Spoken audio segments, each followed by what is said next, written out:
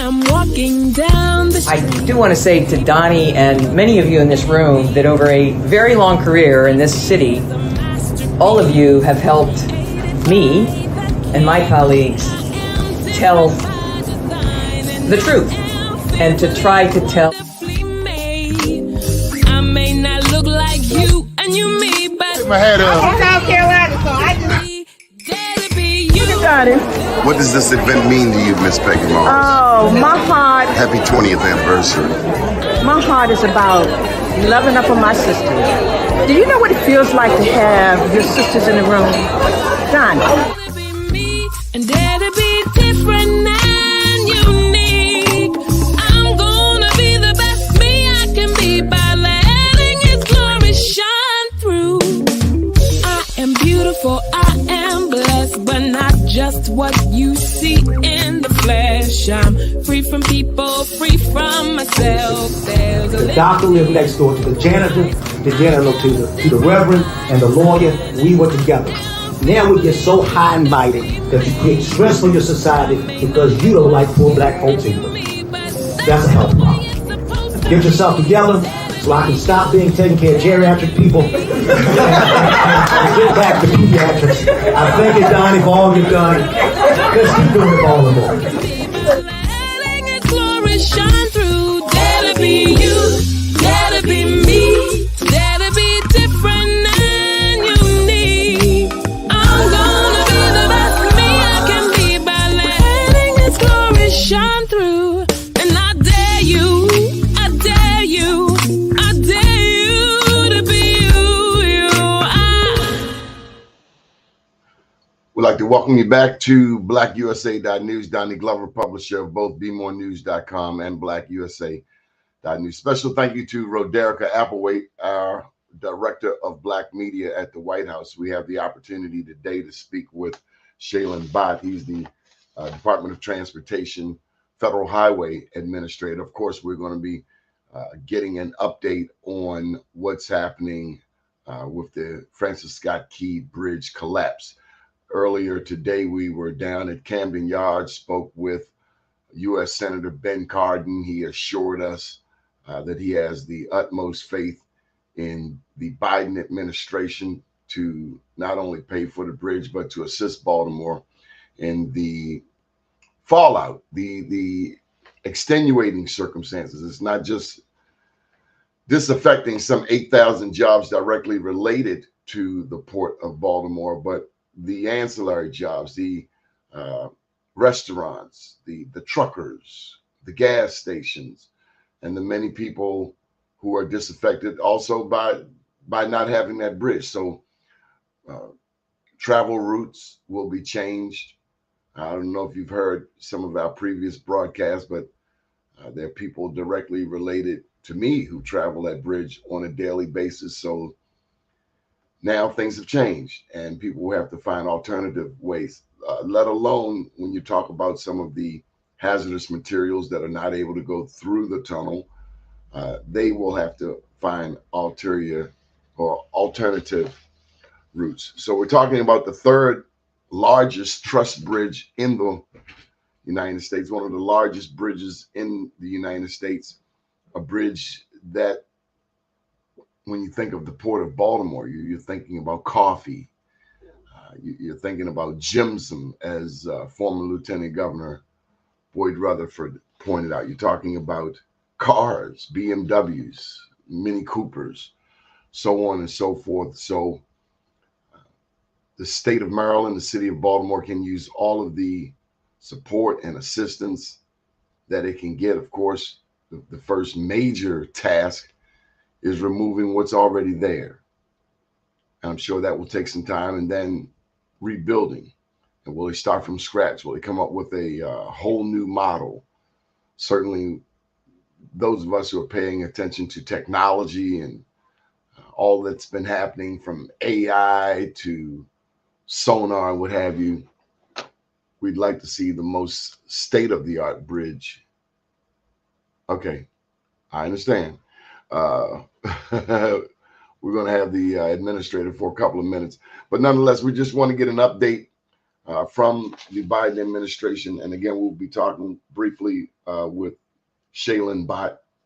He's the Department of Transportation Federal Highway Administrator. Things are no doubt hectic, just like things at the White House are tight. Things catching up with Governor Wes Moore and Mayor Brandon Scott, also City Council President Nick Mosby, and U.S. Senator Ben Cardin. Today was pretty tricky in the midst of opening day at Camden Yards. So we appreciate your patience, and momentarily we'll be joined by the administrator.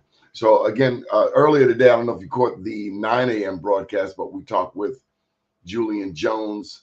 He's the former Baltimore County Council chair, and now he's a regular councilman. He served as county chair for 3 terms. He said he thinks it's time for someone else to get an opportunity to lead. That's pretty noble. A lot of people don't do that. So this bridge touches, it should be noted, we only see a lot of Baltimore City officials on television, but the truth is this bridge touches 3 different jurisdictions: Baltimore City, Baltimore County, and Anne Arundel County. So without further ado, we've just been joined by Shailen Bhatt, and he's the administrator for the Department of Transportation. How are you? How do I properly address you, Mr. Administrator? You can call me Shailen, but I'm the Federal Highway Administrator. Okay, Mr. Federal Highway Administrator, welcome to the show. I guess you've had the busiest week ever. Look, I've been around a lot of these bridge and road and hurricanes and things, but this is up there in terms of busy weeks for sure. Mm-hmm. Have you ever seen anything so devastating? I mean, minus 9/11, of course. Yeah, I've had some conversations with people, and I think it's because of the video that exists that is just so indelible. It's just shocking to see a big iconic bridge, but in some ways being dwarfed by the size of the ship that comes up and clearly misses the channel where it's supposed to be. So I think that is what is making this such a national moment for people, is the fact that, in the world we live in today, everybody's able to see that video, and our hearts just go out to the people whose lives were lost and their families, because that's really the number one part of this tragedy. It is. But as you well know, this tragedy impacts a whole lot of other people. I mean, there are 8,000 head of household jobs that are immediately impacted. And any thoughts on how we can, what the federal government's role in that is? Yeah, I think, look, that has been very top of mind for all of the members. There's a bunch of us who are on twice a day calls with coordinated by the White House. So there's, the Army Corps, there's Coast Guard, DOT, Federal Highways, and others. But also as part of that is the Department of Labor, because President Biden, Secretary Buttigieg, they're all very focused on the fact that in addition to lives lost, there are thousands of people whose jobs are impacted by this. I know the Maryland state legislature is looking at some potential options. So, I think that from the Biden administration perspective, we want people to know that we're very focused on recovery, getting the port back open as quickly as possible, but mitigating the human impacts here as well. Good deal. Any final thoughts before you go? I know they're snagging you. So many questions we have for you. Yeah, I just think that we want people to know that we're going to get that port open as quickly as possible. We're going to get the bridge back open, and we'll get that infrastructure built stronger than it was before. Good deal. Mr. Administrator, thank you for joining us. Special thank you to Roderica Applewhite and also to your assistant, Samantha Keat. Thank you, sir. Thank you. All right. So there you have it, folks, straight from the White House. It's going to take some time. We wanted to ask him even more, like how, where are we in the investigation, and their thoughts also on just how much the federal government, of course, President Biden said the U.S. would pay for the bridge, that the city won't have to worry about that. But then there are other angles on this. The company, the insurance, $1 billion. I'm not sure how much the bridge will cost, 200 million, $1 billion. but certainly the impact. I understand that there's $15 million being lost per day. I thought initially the number was $1 million. So many things go through this port: gypsum, coal, sugar, of course, Domino's sugars down there, coffee. Clearly, we are looking at what challenges will happen as it relates to gasoline. No hazardous materials can go through the tunnel, so not having the port to be able to go through, it'll be some additional time. So we're praying and we're working.